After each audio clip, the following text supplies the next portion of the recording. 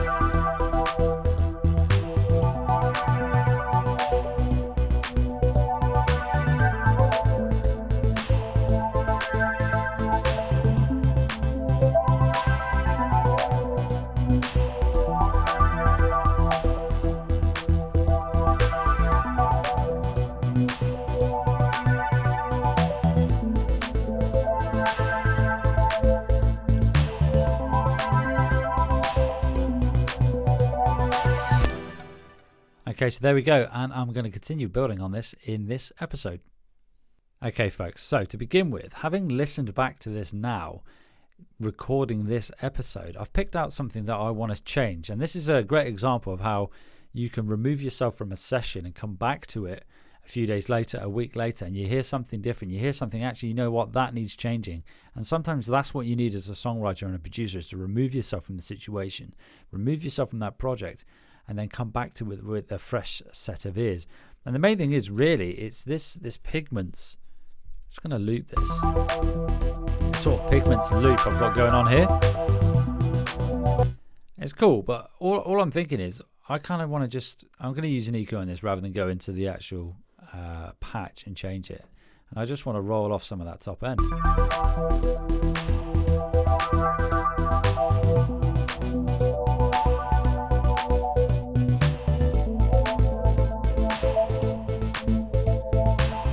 If you're watching this online, you can see there's a lot of low-end action going on in this particular patch, and I'm just going to remove some of that for the time being. Obviously, during mixdown, I would come back to this.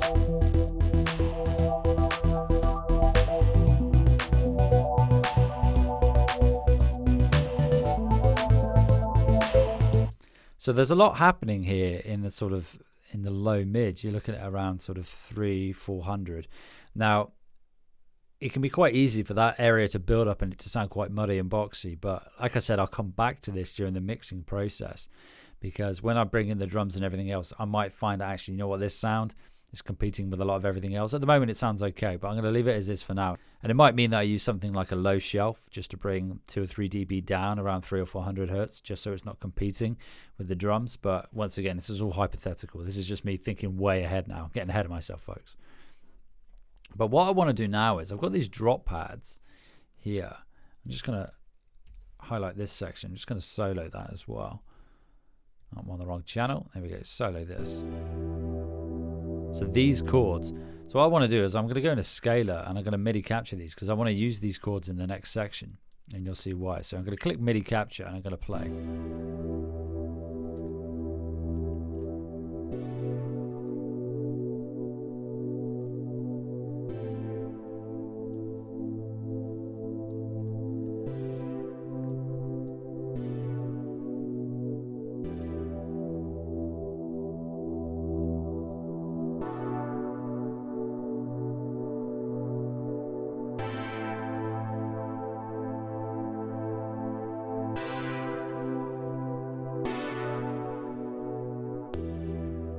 Cool, so I've done that. Now what I'm going to do is I've got my second pad channel and I'm going to drag the MIDI onto that. And nope. And what I find is it never drags it where I want it to go, but it doesn't matter because I can move it. And I don't know what patch I've got on here, to be honest. It's Anna 2 again. Let's have a listen.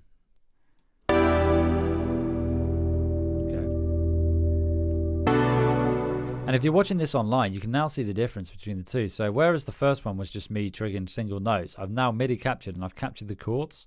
So if I go into the piano roll, you can see the chords in here, and I've got my MIDI notes on there as well, or rather my notation, and I'm just gonna sounded quite nice. I'm going to delete those end notes.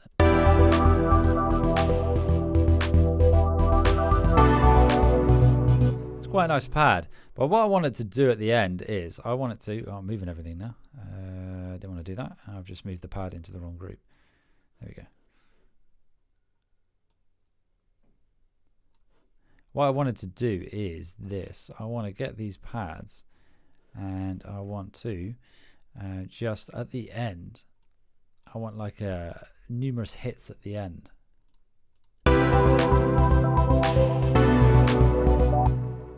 So I'm going to change it. At the moment it's going,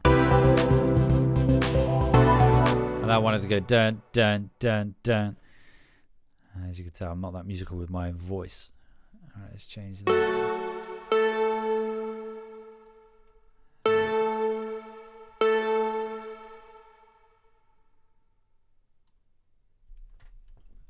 Once again, folks, pressing the wrong. There we go. That's what I wanted. That's what I wanted. A bit of variation at the end there.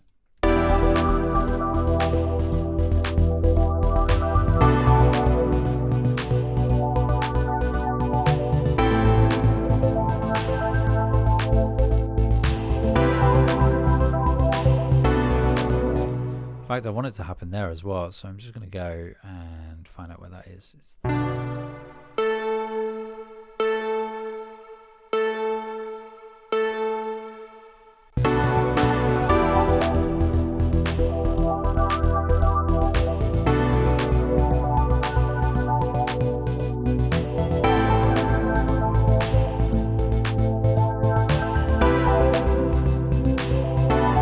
SWV audio captured, not registered.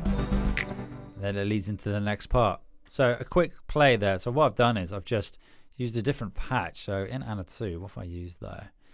It's the 80s Are Back patch, and I might just roll off some of that. I'm just going to play around with the filter on this actually.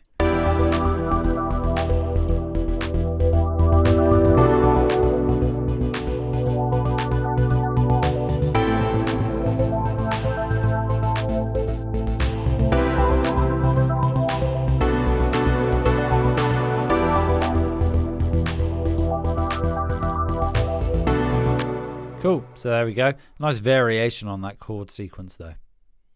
Okay, folks, so the next thing now is this. With these pads here, they're quite, they're not doing a great deal on their own. They sound cool. What I want to do is add something different to them. So I might quickly go in, and I've got a bit crusher effect on them at the moment. That must be what that distortion is I can hear. I wonder, I used this last time in episode 63, and I like this sidechain effect that you've got. I'm just going to solo it so I can hear it on its own.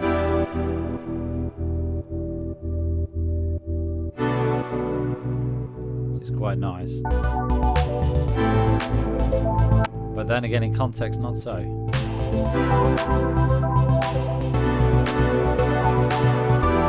So what I've done there is, using the sidechain effects plugin in the Anna 2, I've just increased the rate to 1/8, and I've set it to re-trigger rather than host. In fact, I wonder what it sounds like with one shot.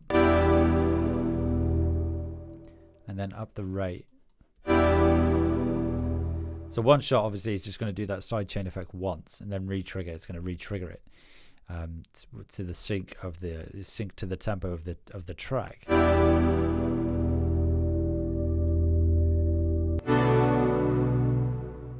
Just gonna play that in context.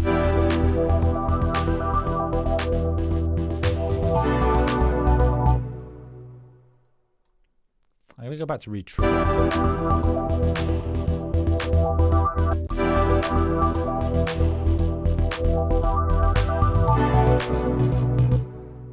Not sure I'm digging that. I'm just going to put a pin in that for the time being. Let's get rid of that. I'm going to try something else actually. I'm going to go into Kilohertz, and I'm going to try the tape stop. I've used this before and it sounded quite cool.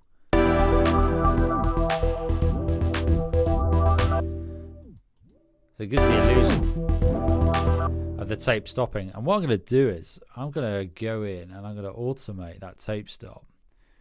And it's the play. This is quite a tricky one to get in time, but I'm going to give it a go. And I just want to see, actually, does it start? It starts at play. And what I want it to do is come in, so it sounds like the tape's just kicking in as it starts. I don't know what this is going to sound like. Maybe if we bring time in. So I'm just looking at the controls on this. So we've got stop time, time until the tape motor reaches full stop when stopping, tape until the time. Let's increase the tape time. I think we need to decrease the tape time.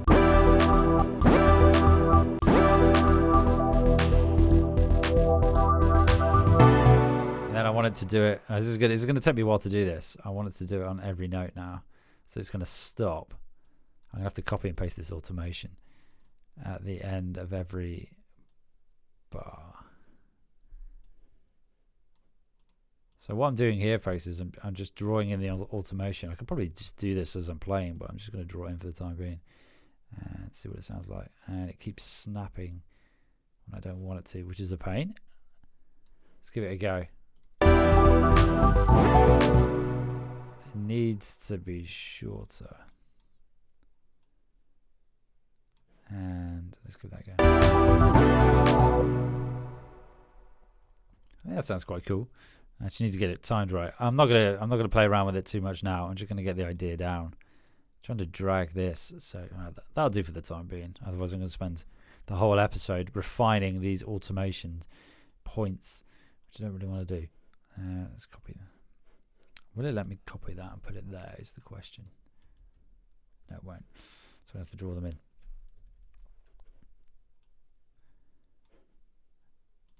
Okay, what I'm going to do is, folks, I'm going to pause it there, draw this automation in, and then I'm going to come back. Okay, folks, we're back, and I've drawn the automation in. And if you're watching this on YouTube, you can see at the beginning of every bar, I've automated the tape stop effects. This is what it sounds like. Remember, I will go in and fine-tune this, but I don't want to spend all this episode doing that.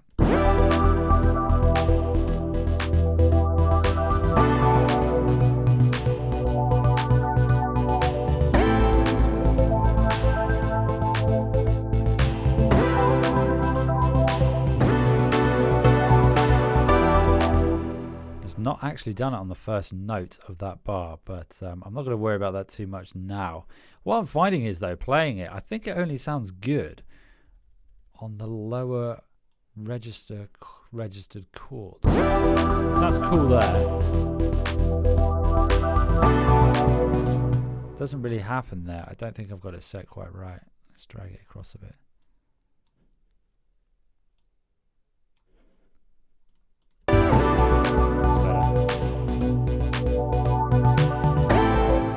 I don't think it works there, so I might just get rid of it and just have it on those lower chords. I like it there. And then I need it to come in on that one there. Let's drag that down.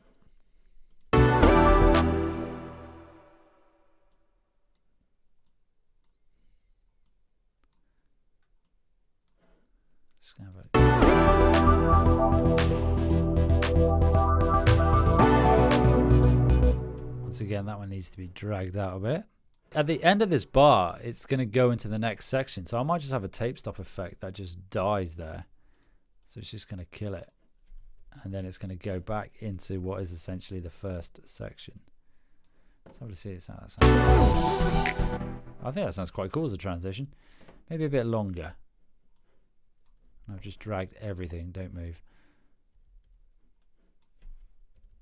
Get a bit trigger happy with my, there we go, let's drag that back a bit. So if you're listening to this on the podcast, player of choice, what I've done is I've dragged the automation of that stop back. So that sounds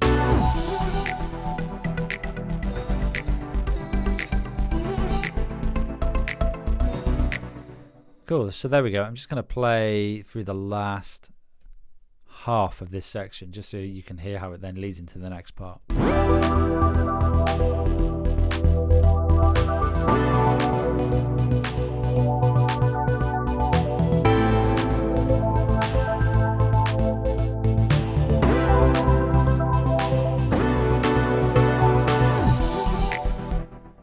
think that's quite a nice transition. Obviously, I will add more transitions to this, but I like that tape stop effect. So there we go. Tape stop effect, automate it on your pads. Okay, folks, so this is a shorter episode than the previous ones, purely because it is a bonus one. It's one that I've thrown in, and so we've got 2 episodes in 1 week. And all I've done in this episode is I've just taken the chords from the previous section. So the previous 16 bars, I believe it is, looking at doing my math right, 16 bars. And I've just taken those chords. So I've used Scalar 2, and I've copied those chords, I've captured them, and then I've sort of dragged them, pasted them into a different patch in Anna 2 again. And it's the patch itself, if you're interested, is called The 80s Are Back. And I tried using the sidechain effect in there, but I didn't particularly like it. So all I've used here is the really basic, and it's so easy to use, the tape stop effect. And I think this will sound really cool at the end or beginning of a track as well. And all I've done is there at the beginning of each bar and at the end of each bar, I've got the tape starting and stopping, or vice versa. I can't remember which way around it is. And then at the end of it, it's just going to stop, and then it's going to go into the next section. So this is what it sounds like.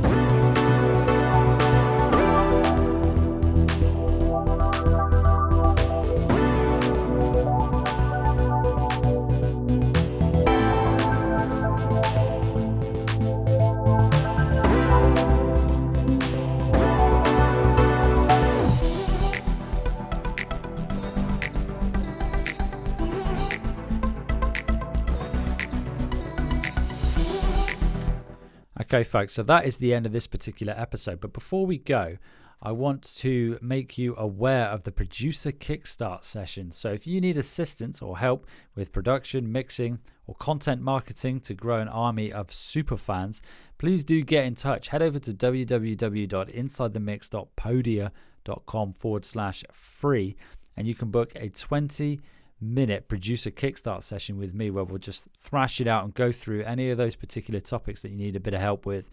And it will also get aired as an episode of the Inside the Mix podcast. So do go check that out. You hear me banging on about it for the next few weeks, but I think it's going to be fantastic, and hopefully I get to meet some of you virtually and see what we can do together. But as always, if you're watching this on YouTube, please do hit subscribe, leave a comment, let me know what you think as well. And if you're listening to this on your podcast player of choice, don't forget to hit subscribe and maybe leave a review as well. And look out for the next episode.